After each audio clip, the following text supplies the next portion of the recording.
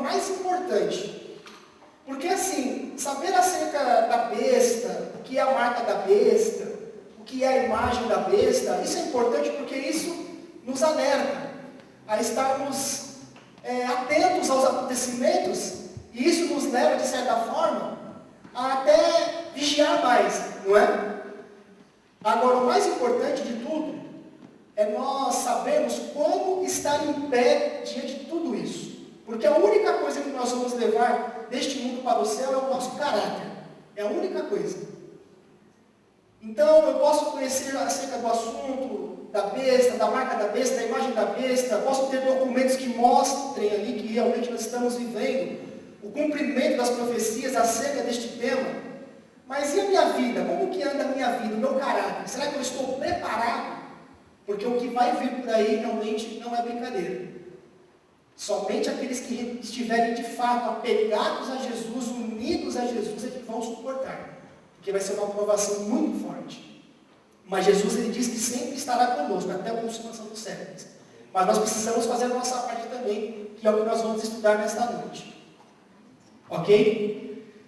Então, nós estudamos na semana passada acerca da marca da besta. Então, só fazendo uma recapitulação bem rapidinho. Nós vimos ali que a segunda besta que sobe da terra é os Estados Unidos da América do Norte. E esse poder, essa besta, fará com que os habitantes da terra adorem a primeira besta, cuja ferida mortal fora curada. E nós vimos através da história, pegando o contexto histórico e aplicando na profecia, que essa primeira besta, cuja ferida mortal fora curada, é o papado romano. É o papado romano, o sistema papal, a Igreja Católica Apostólica Romana. Nós sabemos que há muitas pessoas católicas e católicos sinceros e sinceras. E no devido tempo elas ouvirão o chamado e vão entender a mensagem. E você hoje é chamado e chamada para pregar esta verdade a essas pessoas com amor, é claro, no Espírito de Cristo, e mostrando a elas a verdade e orando por elas. É um desafio muito grande. E também há pessoas de outras denominações protestantes tradicionais, pentecostais e muito mais. Nós vimos então que quando a besta que sobe da terra começar a influenciar o Estado, para que o Estado imponha leis religiosas no sentido de melhorar a sociedade, disso tudo irá acontecer o quê? Ou ocorrer o quê? A formação da imagem da besta. Porque todas as vezes que o Estado interfere na religião, isso gera uma perseguição, uma intolerância religiosa. Por quê? Porque as minorias, elas serão afetadas. Jesus, ele não vai forçar ninguém a adorá-lo. Mas através do Estado influenciando a igreja, Satanás irá forçar as pessoas a adorar a Deus. Satanás aceitando a marca da besta, no lugar do selo de Deus. E nós vimos através de documentos que isso estava em processo. Nós vimos ali aquele William Hengst, que eu citei o documento dele semana passada, uma entrevista que ele deu na revista Time, dizendo que a separação entre a igreja e o Estado é uma metáfora, baseada numa história incorreta, deve ser amplamente abandonada. Na verdade, ele quer que o Estado novamente se una à igreja. Então, numa época de crise, apenas resumindo, não é? Numa época de crise mundial, crise econômica, crise política, crise religiosa, crise na sociedade, a questão ética, a questão moral, as pessoas não vão suportar mais, elas vão começar a clamar por justiça. E aí o Estado vai começar a influenciar então a religião. Então nós precisamos ficar atentos a isso. E aí se dará então a questão da marca da besta, a imposição da marca da besta. Na verdade, a imposição da marca da besta, e nós vimos que a marca da besta, uma vez que a besta é o sistema papal, essa marca é a guarda do domingo, porque em documentos católicos nós vemos ali claramente que a Igreja Católica diz ser um sinal de sua autoridade em assuntos religiosos, a mudança do sábado para o domingo. E o selo de Deus é o quê? O sábado. Então, a controvérsia final vai girar em torno da adoração. Em torno da adoração. A verdadeira adoração de um lado, aqueles que guardam os mandamentos de Deus, que têm a fé de Jesus, e o sábado como um sinal entre Deus e o seu povo. E do outro lado, aqueles que adoram a besta, recebem a sua marca, o seu sinal, e adoram a sua imagem também. Não é? Quando isso acontecer, quando for decretado o decreto dominical, e aquele decreto que, digamos assim, que vai valer mesmo, profeticamente falando, é aquele que sairá nos Estados Unidos, então precisamos observar as coisas que andam acontecendo nos Estados Unidos, por isso eu li vários documentos para vocês aqui semana passada. Dali em diante, a porta da graça começa a se fechar. A gente não sabe até em que momento isso, ou seja, até qual o espaço, melhor dizendo, qual o espaço que haverá entre o decreto dominical e o fechamento da porta da graça. Ela vai se fechar a qualquer instante. E nós vimos que países já estão começando a discutir leis dominicais, como a União Europeia, um documento extraído de um site católico, que a partir do dia 20 de junho começaram a discutir uma lei dominical ali no Parlamento Europeu. Quando sair dos Estados Unidos, provavelmente a maioria dos países estarão já preparados para colocar isso em prática para valer também. Então os últimos acontecimentos serão muito rápidos. Então por que é importante o estudo de hoje? Porque quando sair o decreto dominical começa o fechamento da porta da graça. Então isso é muito sério. Muito sério. E é por isso que Deus está segurando os 4 cantos da terra, os 4 ventos da terra, para que nenhum vento sopre sobre a terra. Deus está segurando para que eu e você se preparem. Nós devemos nos preparar, porque quando vier o decreto, ou seremos selados com o selo de Deus, ou com a marca da besta. Nós vimos a questão do selo, não é realmente uma marca, um carimbo na testa, mas é algo espiritual, questão de mente, consciência. Deus vai saber aqueles que realmente aceitaram o sábado como um sinal entre ele e o seu povo, e aqueles que aceitaram a marca da besta. Então, quando nós falamos sobre as 3 mensagens angélicas, nós devemos colocar aqui nesse contexto algo muito importante, que é o que? A santificação. A Bíblia diz que nós devemos buscar a santificação, sem a qual ninguém verá a quem? A Deus. Não é? Apocalipse capítulo 7, versículo 1 a 3, diz assim, ó, depois disto vi 4 anjos em pé nos 4 cantos da terra, retendo os 4 ventos da terra, para que nenhum vento soprasse sobre a terra, nem sobre o mar, nem contra árvore alguma. E vi outro anjo subir do lado do sol nascente, bem o selo do Deus vivo. Já vimos o que é esse selo aqui, questão do sábado. E clamou com grande voz aos 4 anjos, quem fora dado, ou que fora dado que danificassem a terra e o mar, dizendo, não danifiques a terra nem o mar, nem as árvores, até que selemos na sua fronte os servos do nosso Deus. Então, ventos em profecia significam o quê? Guerras. Por exemplo, Jeremias 51, de 1 a 5, lá diz, assim diz o Senhor, eis que levantarei um vento destruidor. Então, guerras, destruição, calamidades, pragas, podemos colocar isso no contexto bíblico também. Um vento destruidor contra a Babilônia. Nós estudamos, né, sobre a Babilônia espiritual. Ok? O vinho de Babilônia, as pessoas que estão bebendo este vinho, ou deste vinho. E contra os que habitam na Caldeia. Enviarei padejadores contra a Babilônia, que a padejarão, e esvaziarão a sua terra, quando vierem contra ela em redor do dia da calamidade. Não arme o flecheiro o seu arco, nem se levante o que estiver armado da sua couraça. Não perdoeis aos seus jovens, destruí completamente todo o seu exército. Cairão mortos na terra dos caldeus e feridos nas ruas dela. Pois Israel e Judá não foram abandonados do seu Deus, do Senhor dos exércitos, ainda que a terra deles esteja cheia de culpas, contra o santo de Israel. Então, nós estamos vendo numa época no qual, se os anjos de Deus não estivessem segurando os 4 cantos da terra, segurando os ventos, coisas muito piores estariam acontecendo hoje. Guerras assim, em proporções astronômicas, guerras nucleares, guerras atômicas. Isso não acontece porque Deus está segurando. Mas chegará um momento quando o homem pisar na lei de Deus totalmente, unindo a igreja e o Estado, impondo um falso sábado. Por que um falso sábado? Porque quando as pessoas decretaram o decreto dominical, elas vão dizer o seguinte: olha, nós guardamos o sábado, só que o sábado nosso é o domingo, por isso que fala o falso sábado. Então Deus agora vai se levantar, e Deus agora vai castigar a terra com a sua ira, com as suas pragas. Nós podemos chamar isso de as 7 últimas pragas do Apocalipse. Então as pragas começarão a ser derramadas sobre a face da terra. Depois você pode ler a Bíblia em Apocalipse capítulo 16, ali fala das 7 últimas pragas.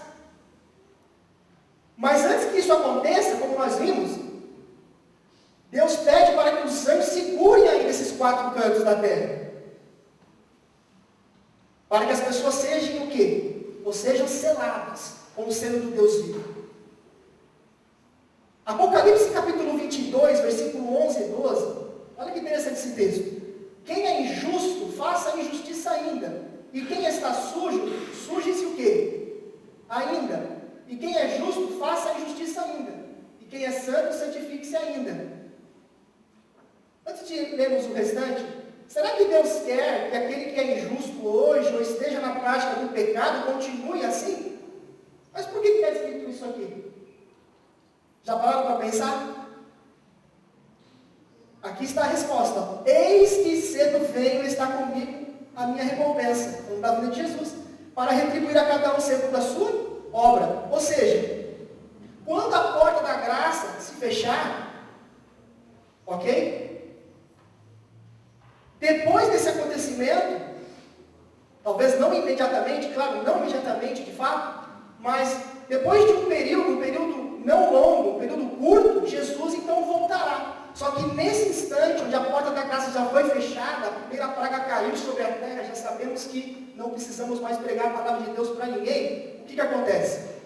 Aquele que foi santo até aquele momento, continuará sendo santo. Aquele que foi injusto até aquele momento, continuará sendo injusto. Está vendo como é importante? Por isso que é aquilo que eu disse. Quando sair o decreto, a imposição da marca da besta, começa o processo de selamento. E olha só que coisa mais importante ainda que eu vou dizer, muito séria. Para aqueles que já conhecem toda a luz da verdade, a porta da graça já começa a se fechar naquele momento. Não há um processo ainda onde Deus vai esperar a pessoa mudar de vida, até porque não haverá mais tempo para isso. Então, meus amados, quando vier, entendeu o raciocínio? Quando vier esse tempo, não vai ser fácil. Demora um processo. Então, Deus está permitindo que a gente se prepare nos dias de hoje. Porque naquele momento, quem foi injusto continuará sendo injusto, e o santo continuará sendo santo. Apocalipse 12:17 diz que o dragão, Satanás, irou-se contra a mulher é a igreja de Deus, a igreja remanescente. Foi fazer guerra aos demais, ou restantes, algumas traduções trazem essa expressão, os restantes da sua descendência, os que guardam os mandamentos de Deus e mantêm o testemunho de Jesus. Então Satanás está irado contra este povo. Satanás está irado contra esta igreja. Ele vai trabalhar incansavelmente para destruir a sua e a minha vida. Ele não quer que você ganhe o céu que ele perdeu. Ele não quer que você desfrute de todas as maravilhas que ele desfrutar. E ele sabe que a única coisa que nós vamos levar deste mundo para um mundo além é o quê? O caráter. O caráter. Ele sabe que se segurar você e eu um pouquinho mais de tempo nas suas malhas do pecado, estaremos perdidos em breve para sempre. Por isso nós precisamos entender esse assunto. Sofonias, olha só, capítulo 3, versículo 11 e 12, diz assim: naquele dia não te envergonharás de nenhuma das tuas obras, com que te rebelaste contra mim, porque então tirarei do meio de ti os que exultam arrogantemente, e tu nunca mais te ensoberbecerás no meu santo monte. Olha agora, aqui está falando do remanescente. Mas deixarei no meio de ti um povo humilde, pobre, e eles confiarão no nome do Senhor. Vamos abrir a Bíblia nesse texto? Sofonias capítulo 3, versículo 11 e 12. Tem uma parte ali importante que me saiu ali, eu quero ler com vocês, que é muito importante a gente entender essa questão. Olha o versículo 13, olha, acho que todo mundo achou, não é? Os restantes, olha o remanescente, os restantes de Israel não cometerão o quê? O que, pessoal? iniquidade. O que é iniquidade? Pecado, transgressão da lei. Nem proferirão mentira, e na sua boca não se achará língua enganosa, porque serão apacentados, deitar-se-ão, e não haverá quem os espante. Então, esse povo modesto, humilde, deixarei no meio de ti este povo. Acerca deste povo, o que diz a Bíblia? Que esse restante não cometerá iniquidade. Está vendo? Por quê? Porque caiu a primeira praga, a porta da graça se fechou. O que Jesus está fazendo no céu hoje por mim e por você? Intercedendo. Nesse momento, haverá intercessão ainda pelo pecador? Não haverá mais. Como é que terá que estar então o nosso caráter? Aperfeiçoado.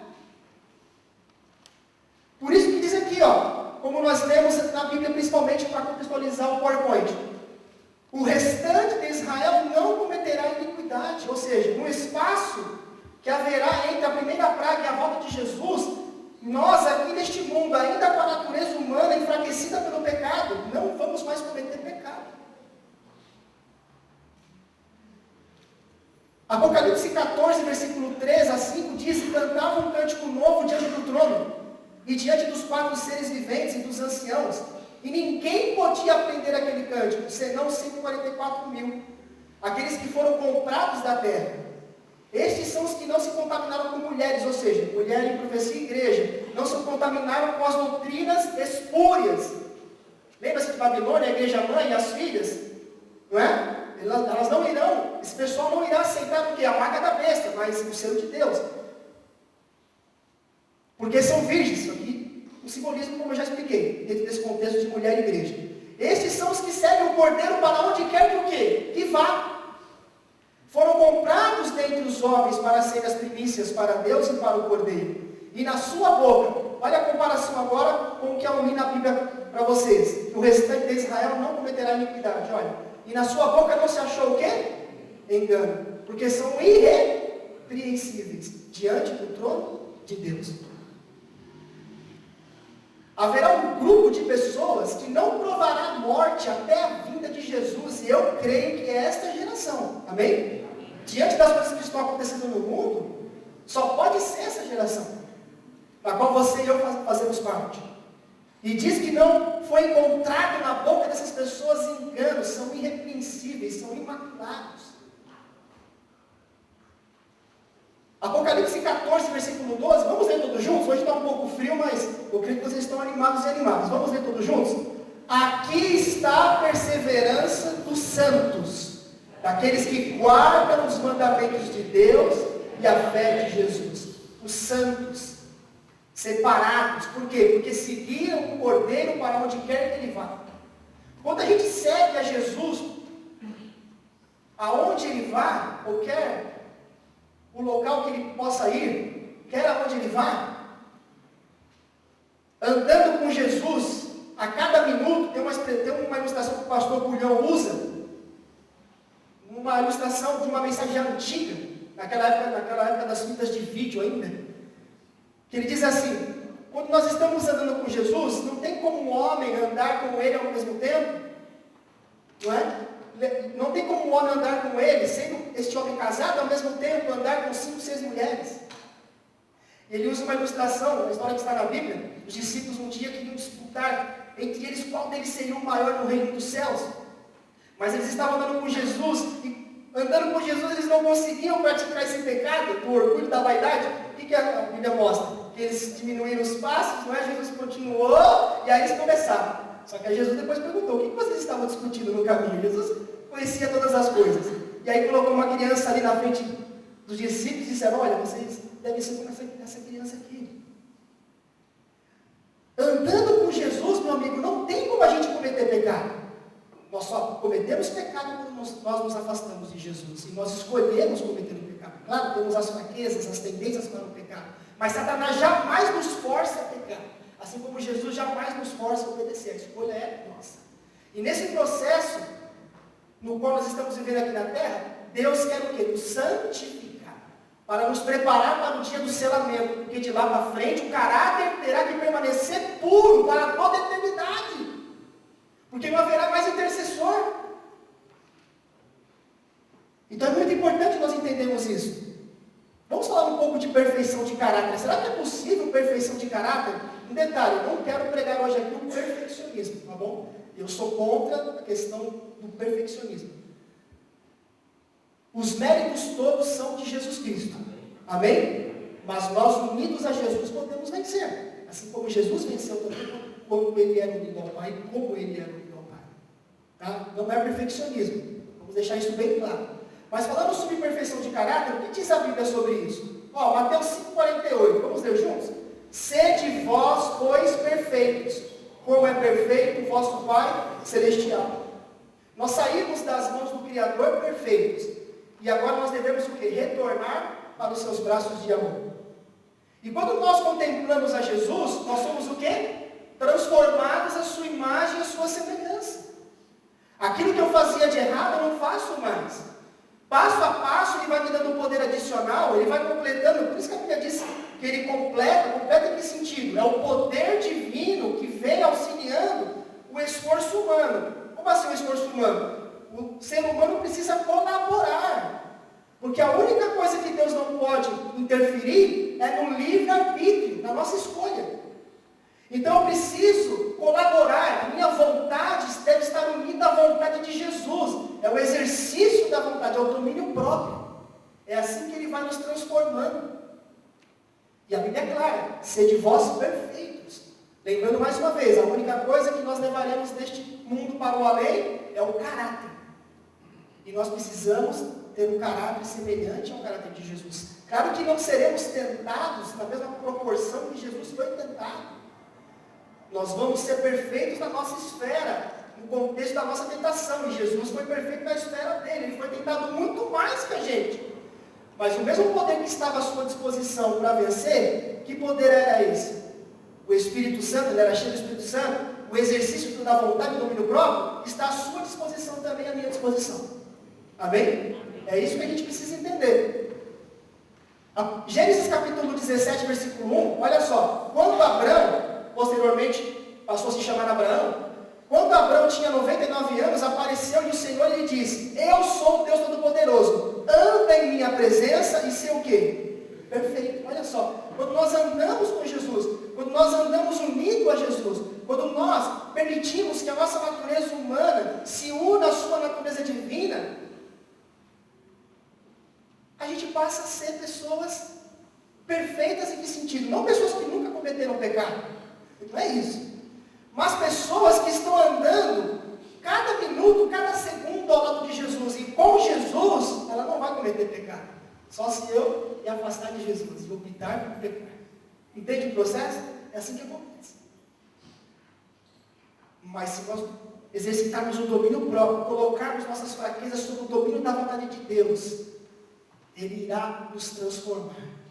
Ele irá permitir que exista aqui na terra um grupo, um remanescente, que irá servir de modelo para todo mundo, no mundo de dificuldade, no mundo de promiscuidade, de tanto pecado, haverá um grupo ainda irrepreensível, que dirá não ao pecado.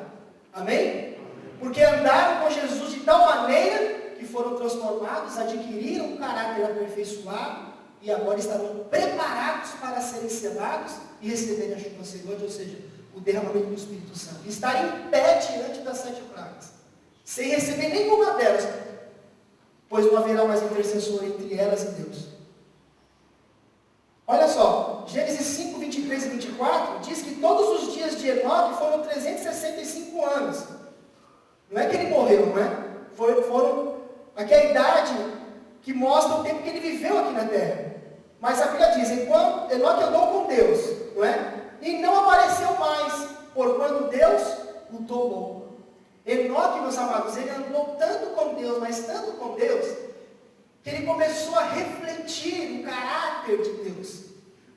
De tal maneira que Deus olhou assim para a terra e viu que ele era um ser humano, mesmo possuindo a natureza humana enfraquecida pelo pecado, um ser humano que não cedia às tentações mais.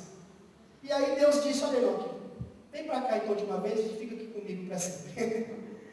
E Enoque serviu de testemunha para a sua geração, de que haverá um grupo de pessoas vivas, sem provar a morte, vendo Jesus aparecer nas nuvens dos céus,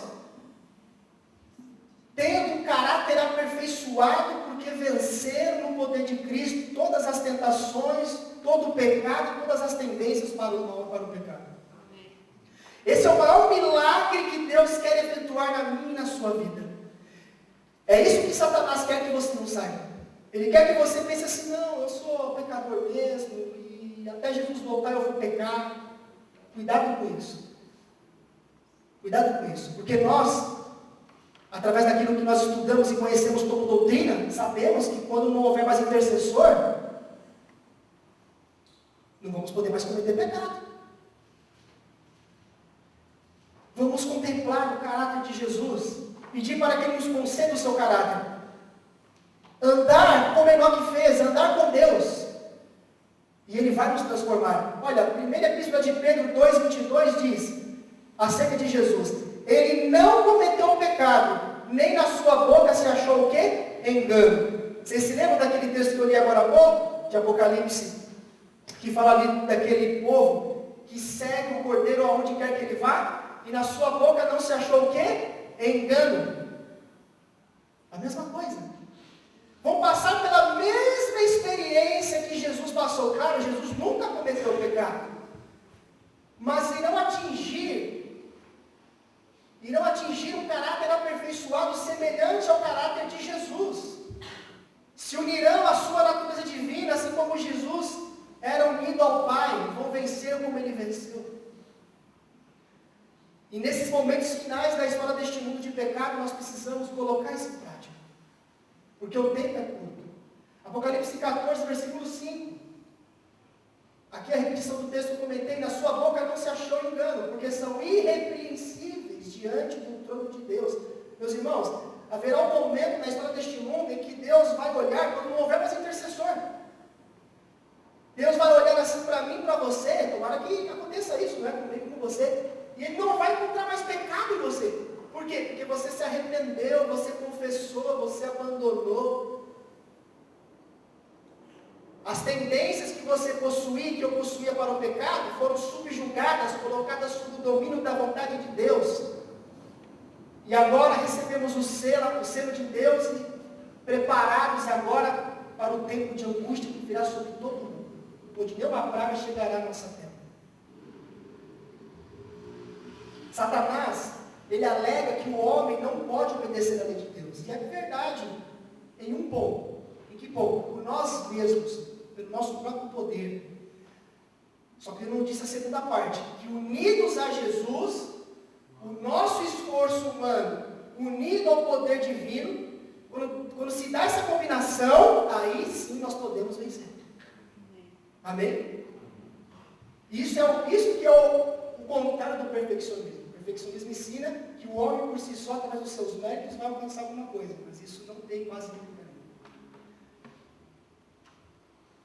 Vamos falar um pouco sobre o exemplo de Jesus? Olha, Hebreus 2, 14 a 18. É interessante esse texto. Portanto, visto como os filhos são participantes, comuns de carne e sangue, ou seja, nós possuímos uma natureza humana, não é?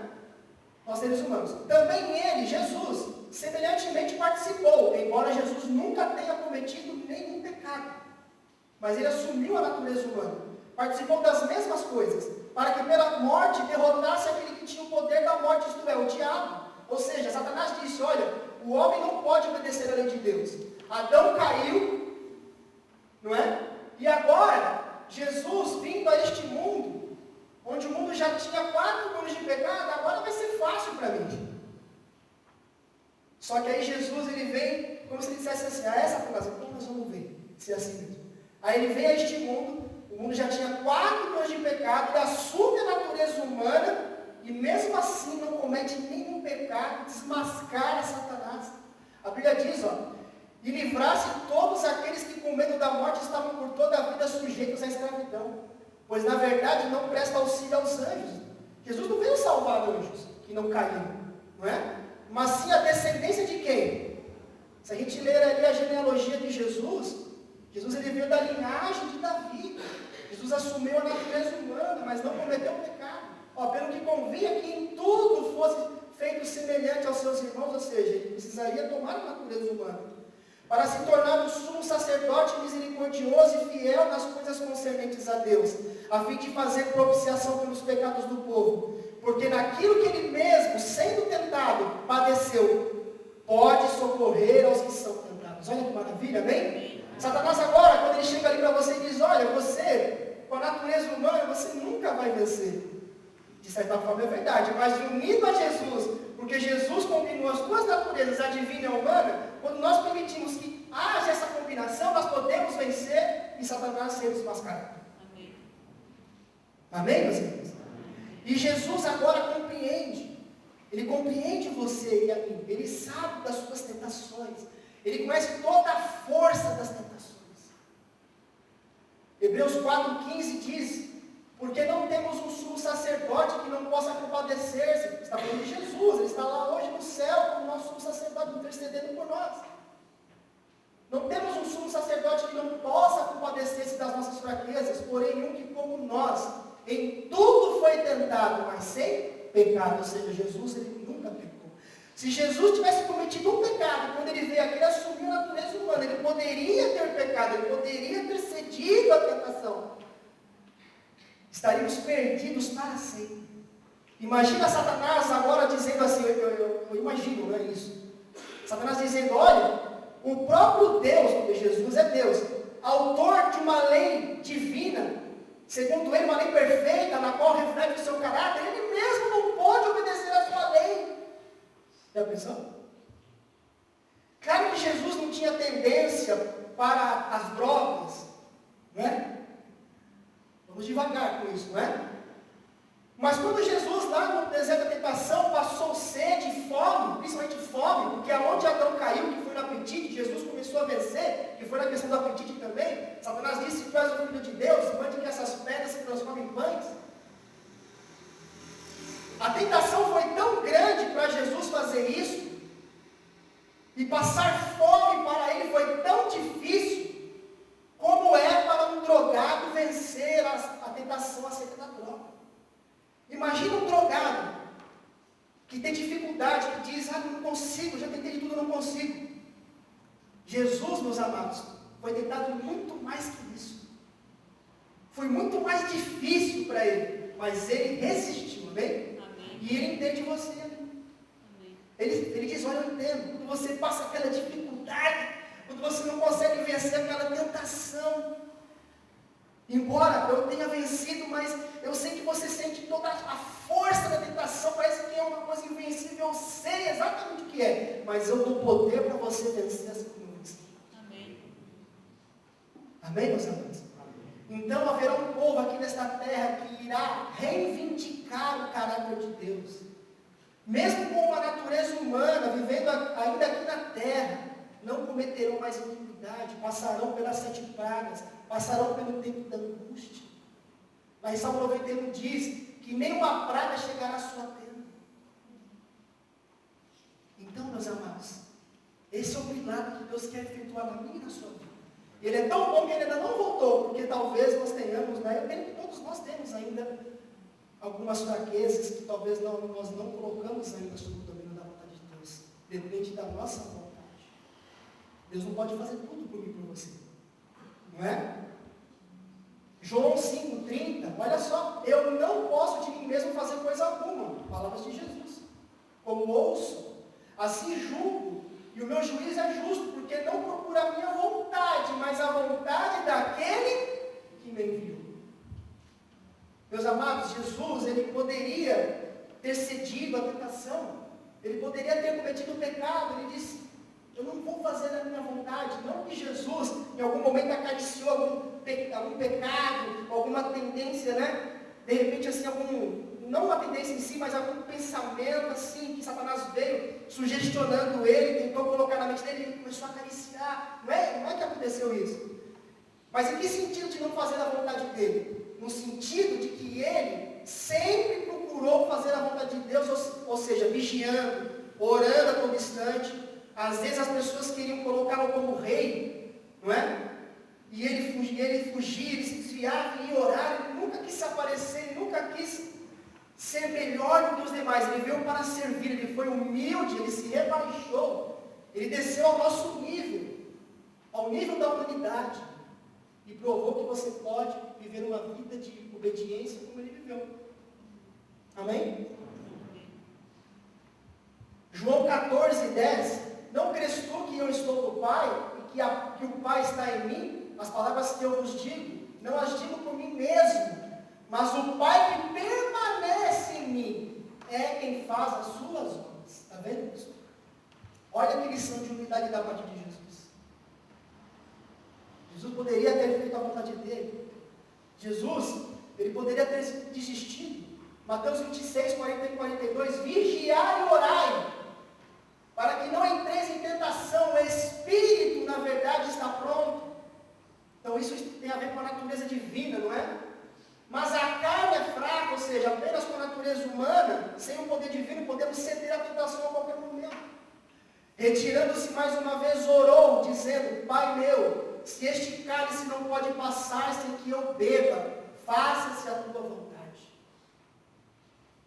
E há mais 2 relatos que Jesus disse isso. Se não pode ser passado de mim esse cálice, não seja como eu quero, mas como tu queres. A natureza humana, ela recuou ali umas 2, 3 vezes daquele sacrifício, mas no final ele disse, não, eu vou continuar. Satanás ficava ali no ouvido de Jesus dizendo, olha, será que vale a pena? Todo mundo te abandonou, os discípulos te abandonaram, ninguém quer saber de você, você está nessa sozinho, para com isso, desiste desse negócio.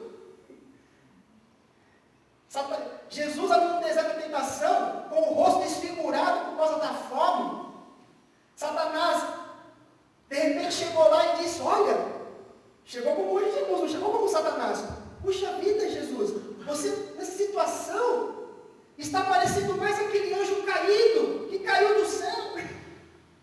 Olha como Satanás é terrível, não é? Mas Jesus não desistiu. Mesmo que fosse por uma única pessoa, ele beberia do cálice, e ele fez isso. Ele provou para você e para mim que é possível vencer toda a tentação, quando nós exercitamos o domínio próprio e nos unimos ao poder divino.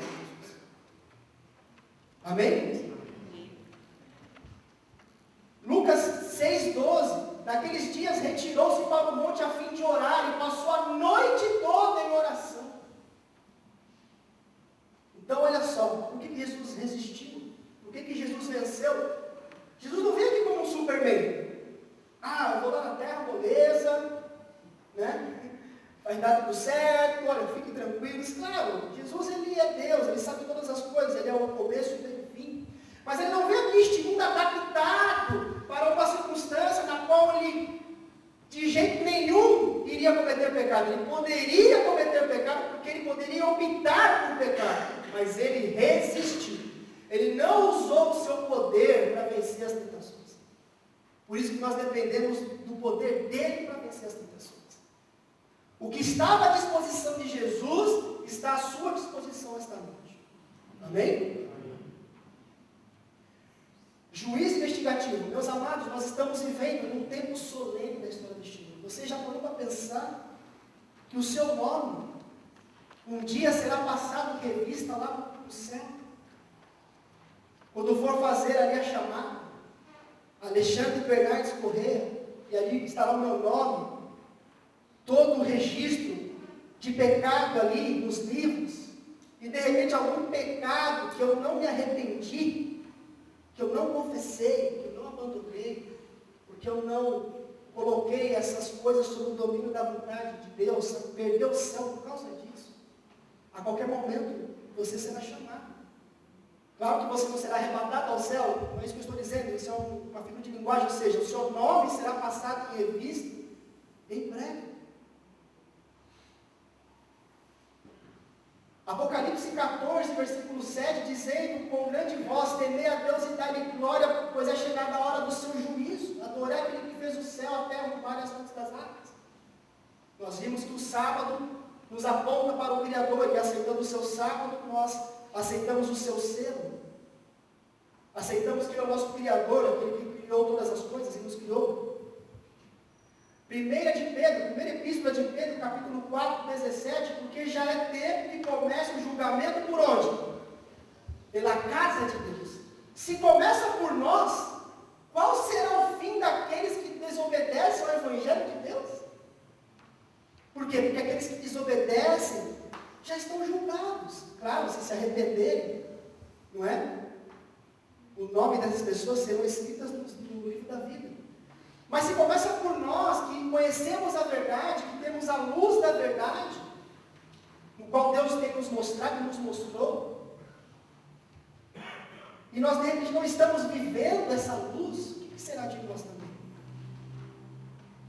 Então começa primeiro por nós, 2 Tessalonicenses 2,7, pois o mistério da iniquidade já opera, e somente há um que agora o detém, até que seja posto fora. Meus amados, o mistério da iniquidade já opera. O pecado está operando, Satanás está trabalhando. Mas há alguém que ainda está controlando, não está deixando que as coisas saiam do controle. E olha que, quando sair do controle, se for pior do que está acontecendo hoje, vai ser uma coisa terrível. Não vai? Vai ser uma coisa terrível. O Espírito Santo ainda está aqui na terra. Mas digamos que ele já está se retirando lentamente de algumas pessoas que estão persistindo na maldade, na violência, no pecado. Mas se você está aqui esta noite é porque ele ainda está operando na sua vida, amém? Ele ainda está segurando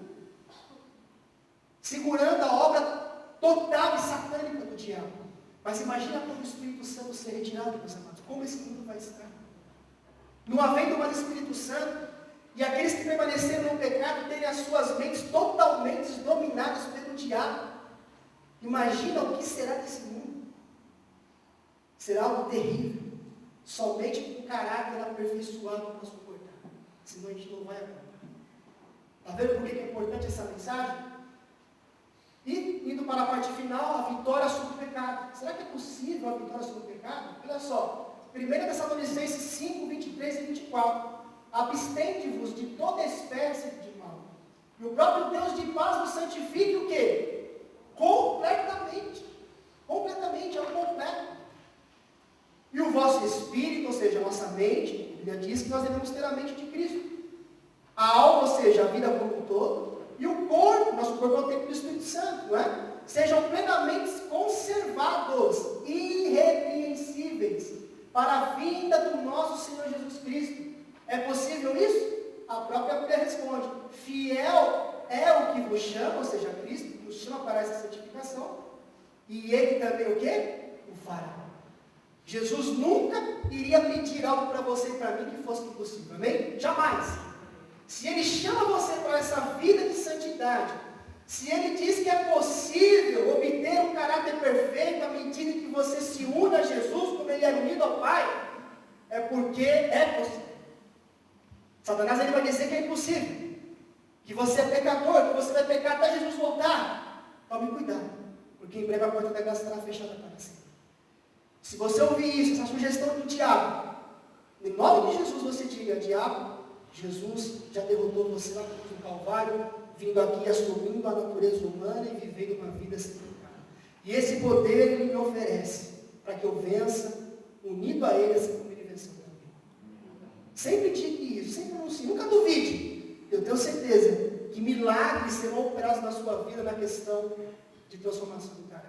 Você vai ver que muitas coisas que de repente você não conseguia vencer, de repente anos, você agora no poder de Cristo, através do Espírito Santo, você vai conseguir vencer. Judas 24, ora, aquele que é poderoso para vos guardar de tropeçar e apresentar-vos ante a sua glória, o que, meus amados? Imaculados e jubilosos. Deus quer nos apresentar na vida de Jesus imaculados. Sabe o que é uma pessoa imaculada? O que é imaculada, meus amados? Perfeita. Com os pecados perdoados, porque houve arrependimento, porque houve abandono, porque houve confissão. Ele é poderoso. Talvez a gente não acredita, mas tente fazer isso, permita que Ele faça isso, você vai ver o que vai acontecer.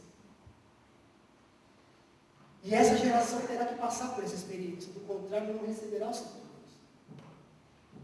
Mas eu creio que isso Ou seja, recebemos o selo de Deus, a chuva serôdia possa ocorrer comigo e com você. Primeira epístola de João 5,18. Sabemos que todo aquele que é nascido de Deus não vive o quê? Pecando. Antes o guarda. Quem o guarda? Deus o guarda. Antes o guarda aquele que nasceu de Deus. E o maligno não lhe toca. Se a gente é nascido de Deus, se a gente é nascido de novo, ou seja, se a natureza humana começa a participar da natureza divina, e nós vamos caminhando com Jesus e vencendo como Ele venceu, através dos seus méritos, através do poder do Espírito Santo agindo em nossa vida, e através da nossa colaboração, a gente vai continuar pecando? Não vai. Aquele que é nascido de Deus, ele não vai continuar pecando. A Bíblia é muito clara sobre isso. Por isso que a Bíblia diz, importa que você nasça de novo.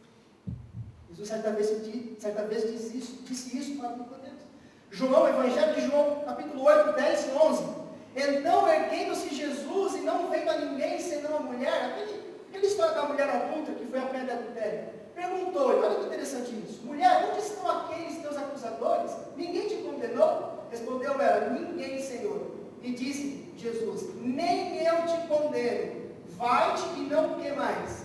Peques. Olha, vai e não peques mais. Tem muita gente que para só na justificação. Jesus é bom demais, ele veio, morreu por mim, me justificou, a vida perfeita que eu não levei, ele levou, e ele imputa ou ele acredita na minha conta essa vida perfeita que ele levou, está tudo certo, acabou. Não para aí, meus amados. Porque aqui ele disse que a justificação, nem eu te condeno, é verdade, mas aqui ele pregou a santificação. Vai-te, não peques mais. Sem santificação, ninguém verá quem? A Deus. O próprio Jesus disse isso. Vai e não peques mais. Se ele disse para não fazer isso, é porque é possível. 2 de Pedro 1, de 3 a 7, diz como isso pode acontecer. Visto como o seu divino poder nos tem dado tudo que diz respeito à vida e à piedade, pelo pleno conhecimento daquele que nos chamou, por sua própria glória e virtude, pelas quais ele nos tem dado as suas preciosas e grandíssimas promessas. Olha aqui, o remédio para vencer o pecado. Para que por elas vos torneis participantes da natureza divina. E aí quando acontece isso, ou seja, quando a gente participa da natureza divina, o que acontece? Havendo escapado, acontece isso, havendo escapado da corrupção, que pela concupiscência há no mundo. Por isso mesmo, vós, empregando toda diligência, acrescentai à vossa fé a virtude, virtude a ciência, ciência o domínio próprio, e ao domínio próprio a perseverança, e a perseverança a piedade, e a piedade a fraternidade o amor. Está vendo? Quando nós nos unimos à natureza divina, meus amados, o diabo não tem poder nenhum, zero, sobre a minha e a sua vida. Mas a escolha vai depender de você. Jesus não pode tocar no livre-arbítrio. Mas eu oro para que você decida sim andar com Ele a cada momento da sua vida. Isso vale para mim também, para todos nós. Romanos 8, 5 e 10. Pois os que são segundo a carne inclinam-se para as coisas da carne, mas os que são segundo o Espírito para as coisas do Espírito. Ora, se Cristo está em vós, o corpo na verdade está morto por causa do pecado, mas o Espírito vive por causa da justiça. Então, pelo contemplar, nós somos transformados. Se eu começo a contemplar um monte de coisa ruim, na televisão, no rádio, na rua, a concupiscência dos olhos, a concupiscência da carne, de que forma será transformado o meu caráter? Um caráter semelhante às vontades do diabo. Mas se eu medito nas coisas do céu, na sua palavra, em coisas boas, tudo aquilo que é de boa fama, de que forma será transformado o meu caráter? A imagem e semelhança do caráter de Cristo. Essa é a receita. Sofonias 2, de 1 a 3. Congregai-vos sim, congregai-vos, ó nação sem pudor, antes que o decreto produza efeito, em algumas traduções, antes que saia o decreto, e o dia passe como a praganda, ou como a palha, antes que venha sobre vós o furor da ira do Senhor.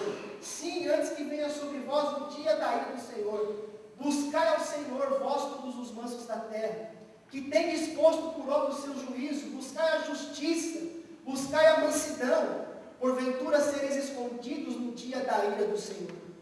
Irmãos, não é quando sair do decreto dominical, e agora eu vou começar a mudar, agora eu vou deixar de fazer isso de errado, aquilo outro, porque eu li na Bíblia que o que eu estou fazendo está errado, agora eu vou mudar, agora eu vou buscar. É antes do decreto. Antes do decreto, porque quando sai o decreto, o selo é aplicado, o caráter permanece puro para toda a eternidade. Por que permanece? Porque já estará pronto para o selo. Provérbios 28, 13, o que encobre as suas transgressões nunca prosperará, mas o que as confessa e deixa alcançará misericórdia. Enquanto Jesus está lá hoje, no céu, intercedendo por mim e por você, nós devemos fazer o quê? Confessar os pecados, pelo nome, não é por atacar. Senhor, perdoe os meus pecados em nome de Jesus, amém, não é assim? Mas pelo nome, diga qual o pecado que você cometeu. Pai, eu cometi esse pecado, eu fiz isso. Se você não se lembra, peça para que o Espírito Santo lembre de algum pecado. Se você não lembrar, Ele sabe todas as coisas, mas confesse e já direto ao ponto. Porque no juízo investigativo, nomes serão aceitos e nomes serão rejeitados. E se algum pecado permanecer no nível de pecado, no qual não houve arrependimento, abandono, confissão, o nome dessa pessoa será arriscado. Mas não precisamos temer, porque Jesus hoje garante que você pode vencer todo o pecado, amém? Amém. Todas as tendências para o mal. Se você subir a Ele, você vai conseguir. 1 de João 2, de 1 a 2. Meus filhinhos, essas coisas vos escrevo. Olha só, para que não pequeis. Mas se alguém pecar, temos o que lá no céu? Um advogado para com o Pai, Jesus Cristo justo. E Ele é a propiciação pelos nossos pecados, e não somente pelos nossos, mas também pelos de todo o mundo. O pecado é uma escolha. Mas se eu cair, não vou desanimar. Ai, Senhor, vamos segurar novamente nos braços de Jesus, aquele que venceu. E vamos caminhar. E quando nós passarmos um obstáculo, os que vierem a seguir, servirão apenas de ânimo para nós passarmos esses outros e demais obstáculos. Até o momento em que nós olharemos para trás e vamos ver que aquelas tendências e tentações não nos afligem mais. Amém? Essa é a obra da santificação. Mateus 24, 13. Mas quem perseverar até o fim, esse será salvo. João 6,33. Porque o pão de Deus é aquele que desce do céu e dá vida ao mundo. Jesus é o pão da vida. E nessa palavra, na Bíblia, porque a Bíblia também está relacionada com esse contexto do pão, repartir o pão, o estudo diário da sua palavra. Nessa mesma palavra diz João 16,33. Tendo-vos dito essas coisas, ou tenho-vos dito essas coisas, para que em mim tenhais paz. Vamos ver todos juntos agora a parte final. No mundo tereis tribulações, mas tende bom ânimo. Eu venci o mundo. Amém, meus amados? Amém. Gostaria você, nesta noite, ao fim desta série, se preparando já para as demais que virão, de vencer o mundo? De vencer o pecado? Talvez você veio aqui nesta série, achando que nada ia mudar na sua vida, triste por causa de uma tendência para o mal, triste por causa de uma tendência para o pecado, não sabia mais o que fazer, você não sabia disso. Não sabia que Jesus ele quer dar poder adicional a você para que você vença como ele venceu. Gostaria hoje, nesta noite, de colocar tudo sob o domínio da vontade de Deus? Gostaria você de entregar tudo? Dizer tudo entregarei, tudo ao Cristo entregarei? Gostaria de fazer isso? Gostaria de, a partir desta noite mesmo, quando você for se ajoelhar diante da sua cama, confessar os seus pecados, confessar pelo nome? Pedir para que Jesus o ajude a vencer aquela tendência. Pedir a Jesus para que Ele o ajude a vencer aquele pecado, a vencer aquela tentação. Permitir que o seu caráter seja moldado à imagem e à semelhança de Jesus. Receber o selo de Deus e estar preparado para o tempo de angústia. Quando as pragas estiverem caindo sobre a terra, gostaria? Quantos gostariam disso essa noite? Levante as mãos. Amém.